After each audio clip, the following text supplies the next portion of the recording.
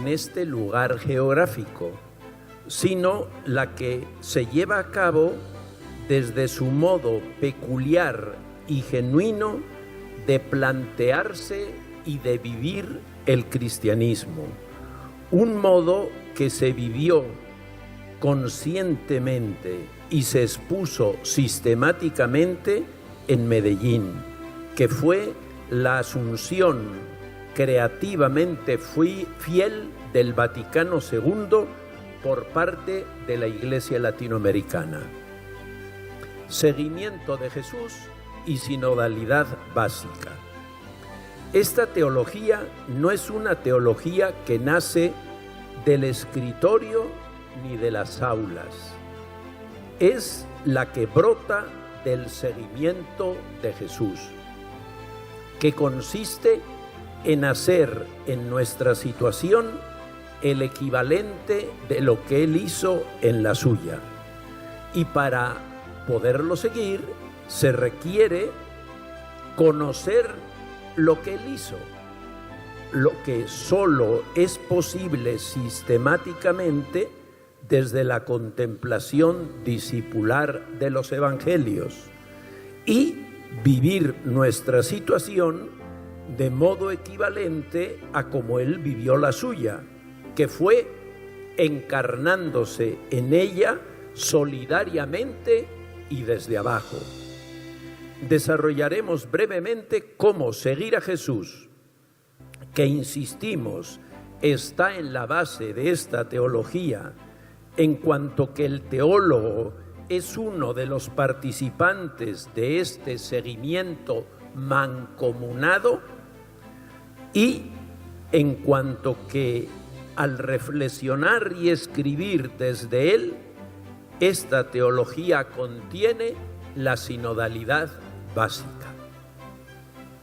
Conocer discipularmente lo que dijo e hizo Jesús se da, además de la contemplación orante diaria de los evangelios, en los grupos de lectura orante de ellos, que es una práctica de las comunidades cristianas más genuinas, las que nacieron bajo el impulso del concilio, recibido con fidelidad creativa por Medellín y Puebla, y las que van saliendo hasta hoy bajo esa misma inspiración de fondo, más o menos tematizada. Comunidades populares con algún agente pastoral no popular, pero comprometido con el pueblo, o comunidades de profesionales solidarios con ese mismo tipo de agente pastoral, o de unos y otros, por ejemplo, en una misma parroquia.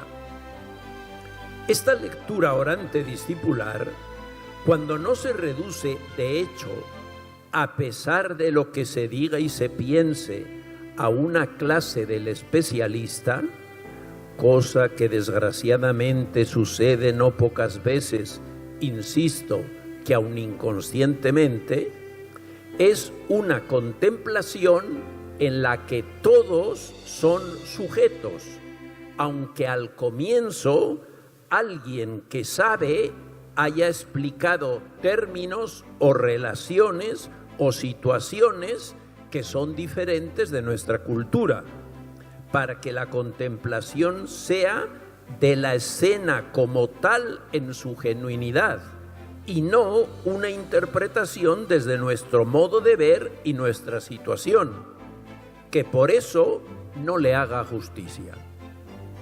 Pero después de estos preliminares que son imprescindibles, la contemplación la hace cada quien como condiscípulo y se comparte para que en esta visión poliédrica, es decir, desde el ángulo de cada quien, la visión sea más genuina e integral.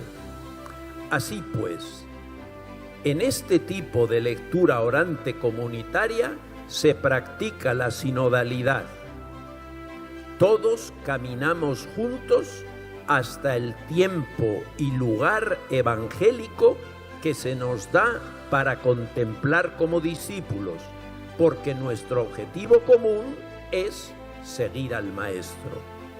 Por eso se ve paso a paso. Por ejemplo, si se trata de una narración, el tema, los actores, la situación inicial, el acontecimiento y la conclusión, cómo queda cada uno de los actores.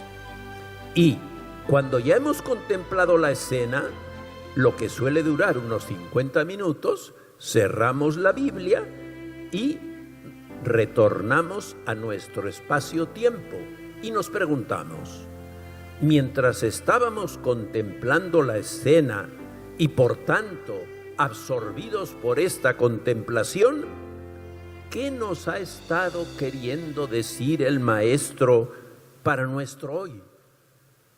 Vamos a hacer silencio y a escuchar.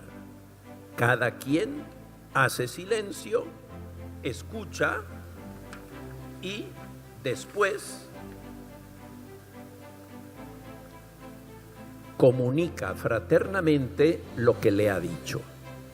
Y si en efecto ha escuchado, lo que le dice, con la admiración de cada uno, siempre tiene que ver con lo que necesita oír en su situación personal. Insisto que en la contemplación orante comunitaria de los evangelios, todos somos sujetos. Todos contemplamos la escena y contribuimos así a que la contemplación del grupo sea más complexiva. Y todos exponemos lo que el Señor nos ha dicho, y por eso a todos nos habla también mediante lo que le ha dicho el Señor a los demás. Eso contribuye enormemente a edificar la comunidad cristiana como comunidad fraterna. La fraternidad que se da al contemplar y escuchar juntos al hermano mayor que nos hermana y al escucharnos unos a otros para seguirlo. Este es un aspecto básico de la sinodalidad que está poco tematizado y desgraciadamente menos aún practicado. Pero para seguir a Jesús, dijimos, no basta con contemplar lo que Él dijo e hizo en su situación, sino que es imprescindible también situarnos en nuestra situación de modo equivalente a como Él se situó en la suya, que fue la pertenencia solidaria a su pueblo por abajo. No cabe seguir a Jesús individual ni corporativamente, es decir, ni yo desde mí mismo ni desde un grupo cerrado. Y no cabe seguirlo así porque Jesús vivió entregado a todos, dando a la gente derecho sobre su espacio y su tiempo, sin anillos de seguridad que protegieran su privaticidad, como hacen los poderosos.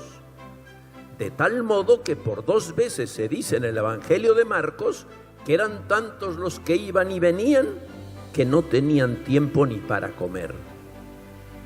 Jesús convivió siempre a lo largo de su misión.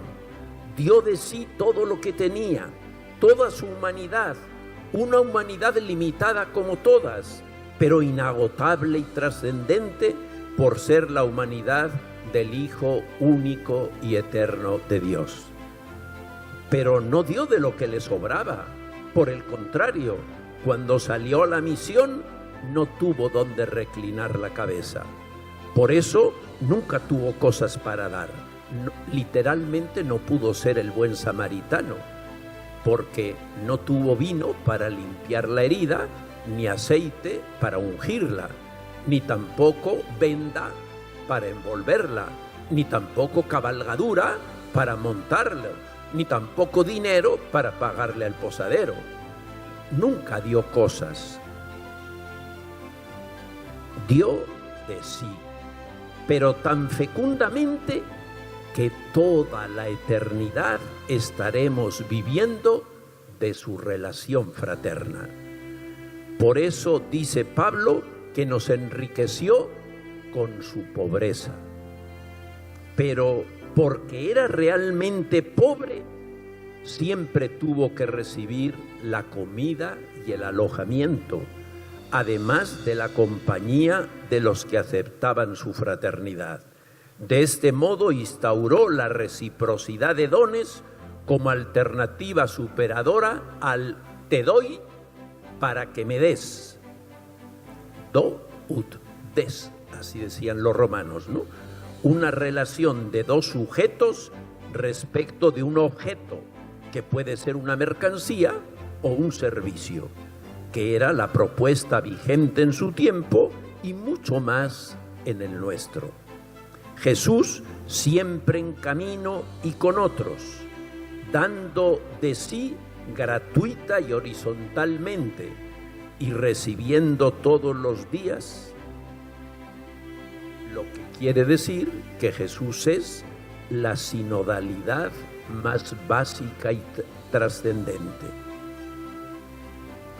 La sinodalidad básica, fundamento de la sinodalidad institucional. Quisiéramos insistir en este punto. La sinodalidad cristiana no es ante todo la sinodalidad eclesiástica, en el sentido preciso de la sinodalidad institucional, paradigmáticamente analizar la situación, discernir y tomar las decisiones todos juntos los cristianos concernidos por ese asunto, sean clérigos o laicos. La sinodalidad más trascendente no es esa, es la que se da en la vida, en la cotidianidad, que es la que vivió Jesús y gracias a Dios la que viven tantos. Consiste en aceptar que uno está siempre en camino, que nunca está hecho, que necesita caminar siempre, pero que puede caminar por el buen o por el mal camino.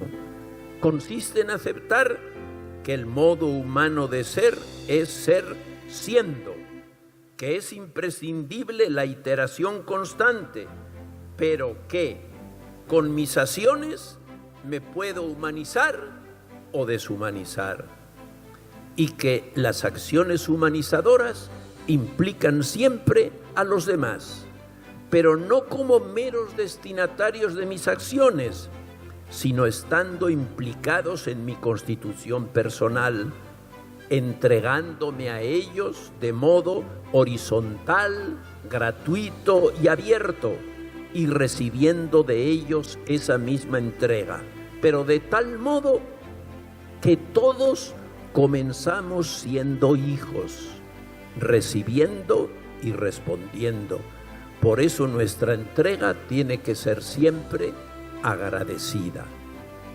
Ahora bien, esto que decimos de nuestra condición de seres humanos, que estamos siempre en camino y que lo tenemos que hacer mancomunadamente, lo decimos también de nuestro ser cristiano.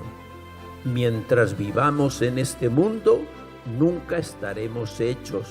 Siempre estamos en camino de hacernos cristianos, que consiste en hacernos hijas e hijos de Dios en su Hijo único y eterno, y hermanas y hermanos de todos en el hermano universal. Esto está posibilitado porque Jesús nos lleva realmente a todos en su corazón. Por eso pudo bautizarse y confesar los pecados en primera persona, de plural, con más dolor que todos los pecadores juntos de la historia, porque en el centro de su corazón estaba su Padre, y también estábamos los que no hacemos su voluntad, e incluso los que hacemos lo contrario, y Él nunca echa a nadie. Al subir del río, dice Marcos, vio que el cielo se abría, es decir, que su Padre había aceptado su confesión. Por eso, mientras no nos eche de su corazón, por Dios ya estamos salvados. Y estamos seguros de que no nos echará porque murió llevándonos realmente en su corazón y pidiendo perdón por los que lo habían condenado y lo estaban matando en la tortura. ¿Eso quiere decir que ya estamos salvados? De ningún modo, porque la salvación tiene la forma de la alianza y para que se dé la alianza se necesitan dosis. No es digno ni de Dios, ni de Jesús, ni de nosotros una salvación unilateral. Ellos ya nos han dicho que sí, falta nuestro sí. Y no podemos darlo de una vez por todas. Necesitamos responder en cada coyuntura y podemos reafirmar nuestro sí, nuestra condición de hijos y hermanos, o podemos desdecirla. Afirmarla siempre implica relaciones y que sean horizontales y gratuitas. Y en la especificidad cristiana, que sean expresión de la fraternidad que nos alcanzó Jesús de Nazaret, que es una fraternidad situada, concreta y siempre abierta a todos, y de filiación respecto del Padre de nuestro Señor Jesucristo y en Él Padre nuestro, con la confianza y disponibilidad que ella implica. Así pues, como cristianos estamos siempre en camino. Tenemos que ir por el buen camino del seguimiento de Jesús, que entraña la fraternidad con todos, y tenemos que caminar siempre. Nunca, mientras vivamos en este mundo, podemos decir que estamos hechos, ya que ya somos cristianos, que ya hemos llegado. Siempre nos vamos haciendo cristianos si vamos por el buen camino del seguimiento de Jesús, y nunca estamos seguros de no hacer nada contrario. Si no nos empeñamos en ejercitar esta sinodalidad básica, la disponibilidad sinodal que se expresa en el seno de la Iglesia, pidiendo opinión, consultando, incluso decidiendo en conjunto y repartiendo tareas y papeles, se verá como un modo de repartir el poder que se hace por una moda, aunque no esté bien cimentado ni sea lo que más aproveche. Así lo verán no pocos de la institución eclesiástica, que se sentirán disminuidos por este cambio respecto de lo que se venía haciendo desde tiempo inmemorial. Lo que se nos ha dicho, eso estuvo consagrado por la Reforma Gregoriana, pero desgraciadamente se hacía así antes. Así pues, lo que propongo es que la sinodalidad no expresa solo ni principalmente un modo de estructurar la institución eclesiástica de manera que en alguna medida todos seamos verdaderos sujetos corresponsales. O sea, que no sea la pirámide que se nos ha hablado. Lo más básico en lo que se decide si somos o no cristianos es si, como dice literalmente el término sínodo, caminamos siempre como hermanos y cristianos, y caminamos por el buen camino, y caminamos juntos. Para nosotros, el camino no es seguir doctrinas, preceptos y ritos, como se nos ha propuesto durante siglos y siglos. Para nosotros, el camino es Jesús. Y como hemos insistido, se lo sigue haciendo en nuestra institución.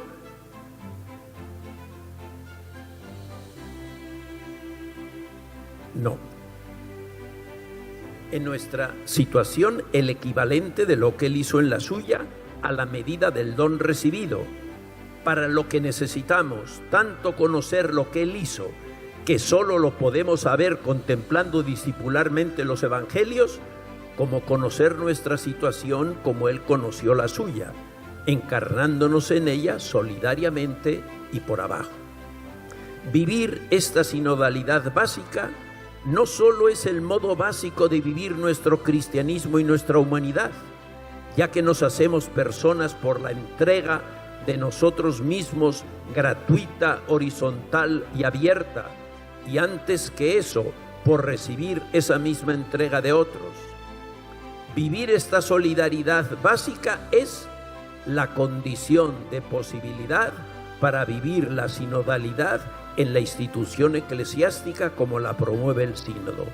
Si no se da llevarnos mutuamente en la fe y en la vida cristiana, si no se da esa fraternidad básica y entrañable, porque cada uno siente lo que le ayudan los demás, además de lo que le ayuda, la participación de todos en las decisiones que vaya tomando la institución la van a vivir la mayoría de los eclesiásticos como que les están disminuyendo su papel. Por ambas razones consideramos absolutamente imprescindible poner de relieve y cultivar asiduamente esta sinodalidad básica, y nos duele profundamente que se deje pasar esta ocasión y que no se nos insista en este punto. Lo más básico del cristianismo se decide a través de esta sinodalidad básica. Ahora bien, queremos insistir que esta propuesta de la sinodalidad básica no es de ningún modo inédita. Por el contrario, siempre ha estado presente en la Iglesia y sobre todo en nuestra Iglesia venezolana, aunque lo mismo podríamos decir de la mayoría de América Latina. Desde la colonia, los curas se han concentrado en unas cuantas ciudades y en el resto han tenido poca presencia. Les voy a poner un ejemplo. Cuando comienza la independencia, había 3 diócesis. En el oeste, la de Mérida de Maracaibo, en el centro, la de Caracas, y en el oeste, la de Guayana, que llegaba hasta Margarita. Bueno, en el año 28 eligen al obispo para Ciudad Guayana, para Guayana, ¿no? La diócesis de Guayana. Cuando tenía 110 parroquias.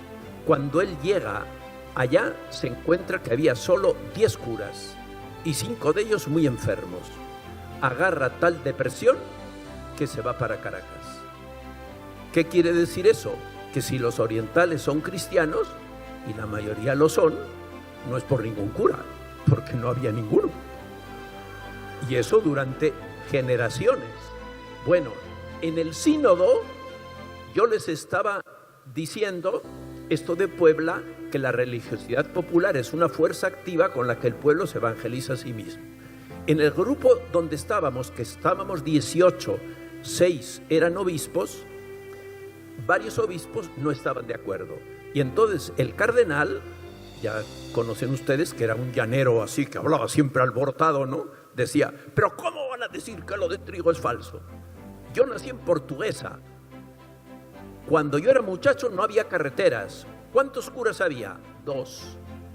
¿Cuándo tenía relación alguno de Portuguesa con esos curas? Pues fuera de los que estaban en las ciudades, casi nunca. Dice, y lo mismo sucedía en Barinas, también había solo 2 curas.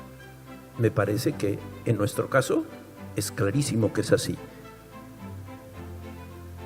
Esto significa que el cristianismo ha sido transmitido y vivido fundamentalmente no por la mediación de la institución eclesiástica, sino por la acción conspicua de laicos con conciencia de ser cristianos y pertenecer al pueblo de Dios. Como ven, este es un juicio de hecho. Aquí no se puede poner ningún argumento en contra, porque así ha pasado. Como dice Puebla, repito, la religiosidad popular es una forma activa con la cual el pueblo se evangeliza continuamente a sí mismo. Ahora bien, aun donde ha habido bastantes curas, los cristianos más conscientes han sido sujetos de su cristianismo y se han ayudado de los curas y les están agradecidos, pero son ellos los que han llevado mancomunadamente su cristianismo.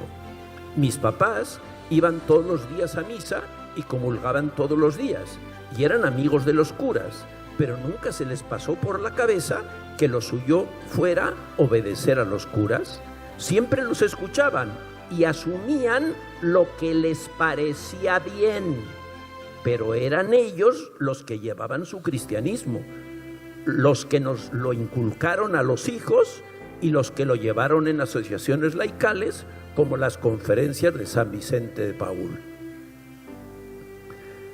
Las mujeres, sobre todo, llevan día a día el cristianismo y la vida, y lo inculcan y transmiten. En nuestra América, y concretamente en nuestro país, esa vivencia cotidiana del cristianismo en lo concreto de la vida la llevan sobre todo las mujeres. Por eso, en la presente discusión de si las mujeres tienen que participar en la ministerialidad de la Iglesia y en qué grado, yo soy partidario de que mientras el ministerio no se afinque, como insiste el concilio, en ese llevarse mutuamente en la fe y en la vida cristiana, que es en lo que consiste la sinodalidad básica, la primera eclesialidad, la primera comunión, las mujeres no deberían participar del ministerio, porque el papel que están desempeñando de vivir cristianamente e impregnar los ambientes de cristianismo y transmitir esa vivencia concreta es más básico y por eso más importante que lo que están haciendo la mayoría de los clérigos. Y por tanto, si ellas dejaran de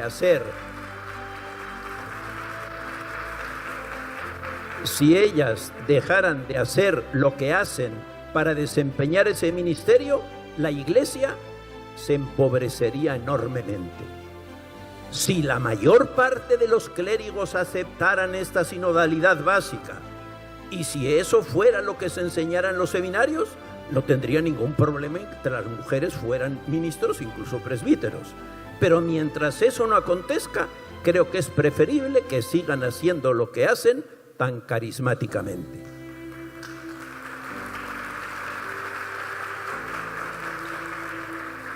El pueblo cristiano, los pobres, son en gran medida sujeto de su cristianismo.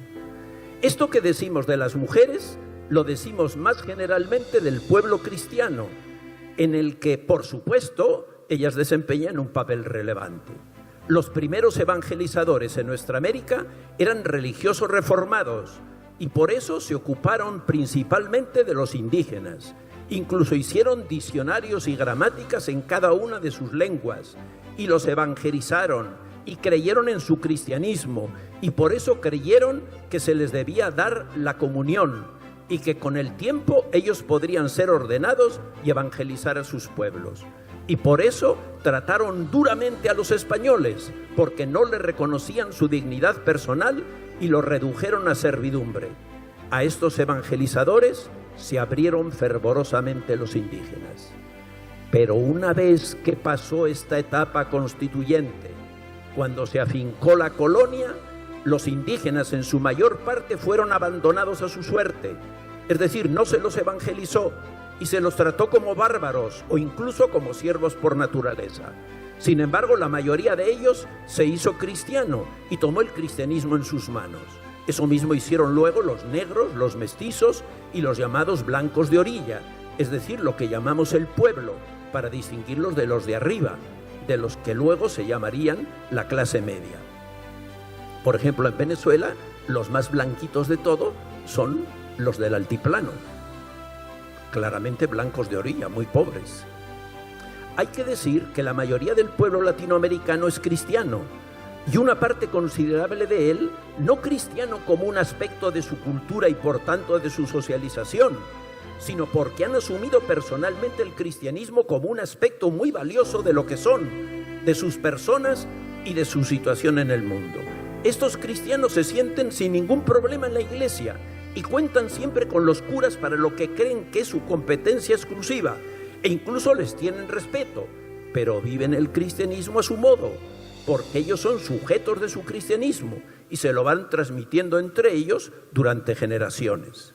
Para todos es elemental que ellos se sienten cristianos, pero quienes los conocen por dentro saben que esa manera de sentirse cristianos no se reduce a una declaración de principios, ni tampoco a una posesión, sino que consiste en una relación viva y habitual con Jesús, con Dios, con la Virgen y con los santos, y también con las demás personas, y más en general es un modo de ser y proceder que tienen que ejercitar de lo más íntimo de sí y constantemente. Tienen apoyaturas establecidas para no olvidarse y para ejercerlo metódicamente, pero saben que lo tienen que tomar en sus manos y actuar personalmente. Desde lo dicho es patente que el catolicismo popular es sinodal, es camino, un camino personalizado y con los demás, y un camino con una conciencia aguda de que hay que estar muy sobre sí para no desviarse. El ejemplo más eximio de lo que hemos dicho del pueblo son los que Yacuría llama pobres con espíritu. Lo que los caracteriza es que se la pasan hablando con Dios. Lo más característico no es que hablan con Él cara a cara, lo que convencionalmente se llama oración, aunque obviamente sí lo hacen, sino codo a codo, es decir, comentando con Él todo lo que pasa y lo que les pasa, y haciendo silencio para escuchar lo que Él les diga. La consecuencia de esta relación es una gran personalización y por eso una relación muy densa y humanizadora con los demás. El último punto, la voluntad del Dios de Jesús es la sinodalidad básica de los clérigos y el pueblo cristiano. Ahora bien, lo que Dios más quiere, lo que pide a esta nuestra iglesia latinoamericana es que retomemos lo mejor de lo que sucedió con los que asumieron el concilio desde su vivencia cristiana latinoamericana y por eso con creatividad fiel. Lo que sucedió fue una entente muy fecunda entre la institución eclesiástica y el pueblo cristiano y los solidarizados con él. Dios nos pide que como institución eclesiástica nos encarnemos solidariamente en nuestro pueblo y que cultivemos también a los profesionales solidarios. Esto se dio en una medida apreciable, ante todo en los llamados modernos padres de la Iglesia latinoamericana, esa pléyade de obispos con los que realmente nació la Iglesia latinoamericana como una entidad viva, fiel y entrañada en nuestros pueblos y en nuestra cultura. Pero también tenemos que considerar a muchos presbíteros que hicieron lo mismo en sus parroquias y a muchas comunidades de religiosas y religiosos que se encarnaron realmente en nuestro pueblo y dieron lo mejor de sí, a la vez que reavivaron sus carismas, ayudaron eficazmente a que el pueblo tomara conciencia de sí y se organizara proactivamente. Estamos en otro tiempo y nos toca reinventar esa sinodalidad básica con nuestro pueblo. Este es un signo de los tiempos en el que tenemos que reconocer la llamada del Dios de Jesús y la inspiración de su Espíritu. Dios quiera que así suceda.